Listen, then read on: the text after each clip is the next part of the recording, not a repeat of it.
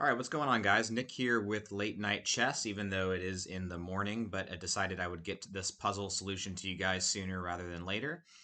So I got a lot of really good feedback on last week's Saturday puzzle, which I'll link in the comment section below for you guys to take a look at. But I got a lot of good feedback about me posting videos instead of writing a blog on Saturday's puzzles, since Saturday's puzzles are the most complicated. So I decided what I would do again this Saturday is go over the analysis. So what you're looking at is today's, which is September 26, 2020's daily puzzle on chess.com. Saturday puzzles are notoriously the most difficult, and this one was really challenging as well.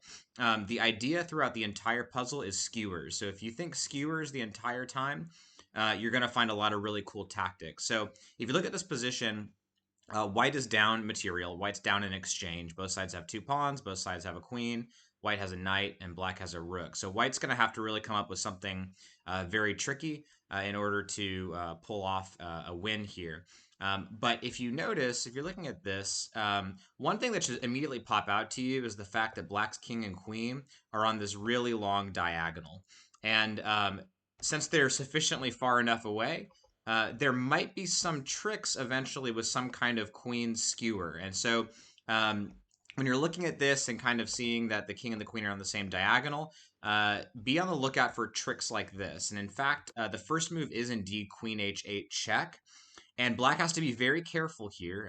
Now, obviously, black is in a bad spot regardless, but let's look at some moves that the puzzle did not show, which is like something like, let's say, if the king just goes to d6, then white can just easily create a discovered check on the king and win the queen. So there are certain moves that are just immediately out, right? I mean, black coming to d6 immediately wins the game for white. But even other moves that the puzzle solution didn't show, like king d5, also don't work because white has this follow-up c4 check. And obviously the king can't take the knight because it's guarded. And any square that the king can legally move to, either king c5 or king d6, will also fall into discovered check. So if king c5, then white could simply go knight e6 check, picking up the queen. And if instead the king goes, say, to d6, you also have a discovery on the queen after knight f5. So because of that, when white played queen h8 checking the king, black decided to go f6, just blocking. And it seems like maybe the discoveries are over and there's no more skewer threats. But white still has a lot of tricks up his sleeve after queen h2 check, which looks like it hangs the knight. And actually, the puzzle does not show what happens if king takes knight. So let's look at that first. Black only has two legal moves here. He's got king d5, which the puzzle solution shows, and he also has king takes d4. And so you might be wondering, why doesn't the king just snap off that knight? But again, the king is still on this kind of skewer, vulnerable diagonal. And after white plays queen d6 check, notice that black only has one legal move, which is king c3. There's no other moves here that are legal because the pawn is preventing some squares, and the queen is also preventing the king from advancing. So after after king c3, then you have queen takes f6, and again you're going to be able to pick up the queen. So for that reason, in the solution, black does not take the king, but black does not take the knight, but instead black goes to d5. But again, there's still some tricks here. So white plays c4 check. Again, you can't take the knight, or else white's going to come queen d6 and then win the queen. And so instead, black goes for the only other the only other move, which is king c5. But again, there's more skewer threats, right? After knight b3, you're forking the queen and you're forking the king.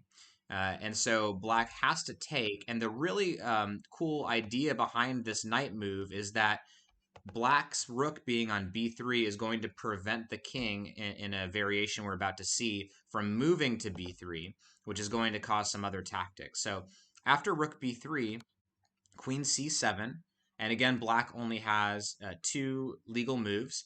Black can either come to d4 or he can come to b4.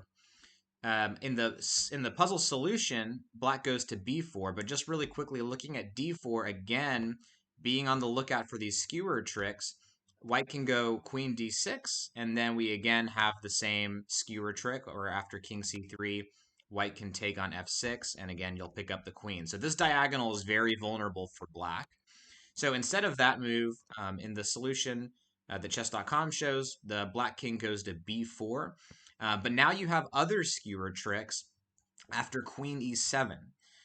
So after queen e7, again, we know what happens if the king comes to c3. The queen's going to come to f6, and you're going to pick up the queen. But now if the king comes to a4 or a5, you also have skewer tricks, but now instead of on a diagonal, you have them on a file.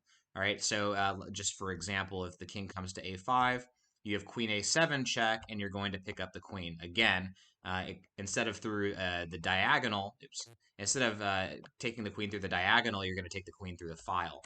And this is why that knight b3 move was so important, because having the rook on b3, the king can no longer come to b3, which would actually save black in this situation.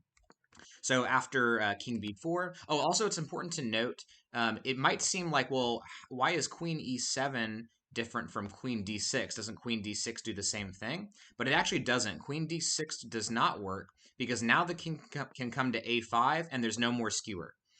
Because now after obviously queen a6 trying to pick up the black queen on a1, the king can just take, right? And so it's very important. It's very subtle too, right? It seems like queen e7 and queen d6 both achieve the same thing, but they really don't.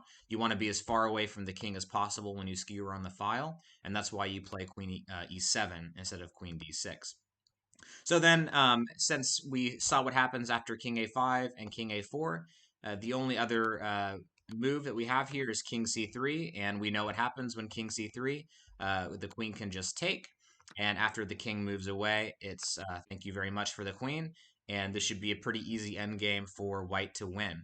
So very cool puzzle, keeping in mind all of the skewers, not just on the diagonal, but also on the file. So very tricky and very subtle, moves like queen e7 instead of queen d6 are pretty hard to find. So if you guys found the correct solution and continuation of this puzzle, definitely give yourselves a pat on the back. So yeah, thanks everyone for taking a look at this puzzle with me. If you guys enjoyed the video, definitely hit the subscribe button and the like button and comment below. I really appreciate all of the subscriptions and likes I got for the last puzzle. I'm going to definitely keep this up since everyone seems to be enjoying the Saturday puzzles. So thanks again, everyone, and stay tuned, and I'll see you on next Saturday.